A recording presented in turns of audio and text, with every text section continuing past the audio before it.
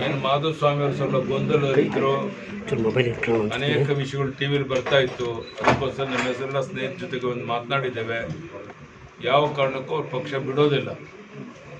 ಮತ್ತೆ ಈ ಚುನಾವಣೆ ಬಗ್ಗೆ ನಾವು ಏನೂ ಚರ್ಚೆ ಮಾಡಿಲ್ಲ. ಈಗ ಅಸಮಾಧಾನ ಶಮನ ಮಾಡ್ಲಿಕ್ಕೆ ಏನು ಭರವಸೆ ಏನಾದ್ರು ಕೊಟ್ಟರ ಸರ್? ಏನು ಯಾರು ಮಾಧುಸ್ವಾಮಿ ಅವರಿಗೆ ಅದನ್ನ 4 ಗೋಡೆ ಮಧ್ಯೆ ಮಾತಾಡಿದ ಎಲ್ಲವನ್ನು ನಿಮ್ಗೆ ಹೇಳಕ್ಕಾಗೋದಿಲ್ಲ.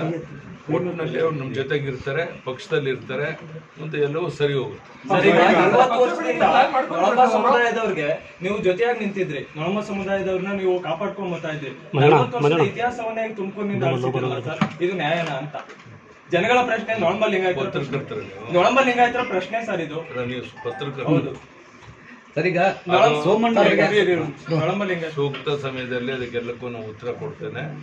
ಎಲ್ಲವೂ ಸರಿ ಮಾಡುವಂತ ಪ್ರಾಮಾಣಿಕ ಪ್ರಯತ್ನ ಮಾಡ್ತಾ ಇದ್ದೇವೆ. ದಯವಿಟ್ಟು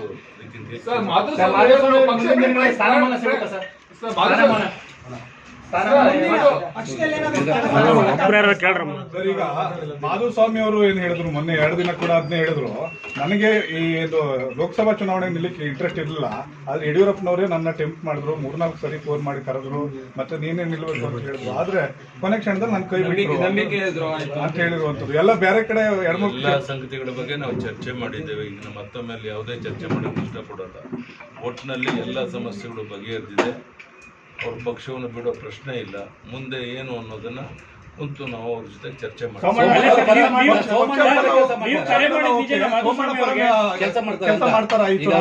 ಅವ್ರಿಗೆ ಬಿಟ್ಟದ್ದು, ನಾನು ಯಾವುದೇ ವಿಷಯ ಪ್ರಸ್ತಾಪ ಮಾಡಿಲ್ಲ. ಅದ್ರ ಬಗ್ಗೆ ಏನು ನಾವು ಚರ್ಚೆ ಮಾಡಿಲ್ಲ.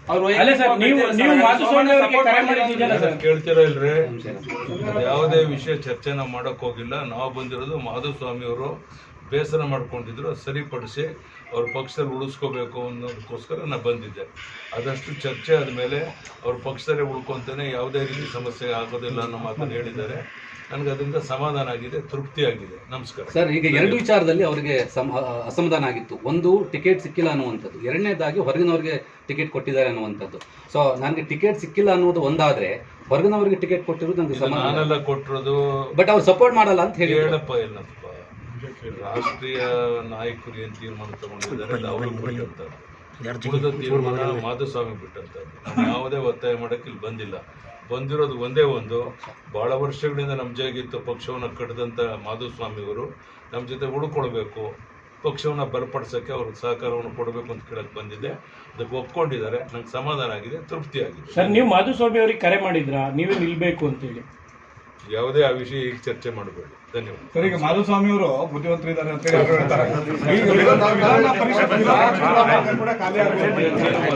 ಧನ್ಯವಾದ.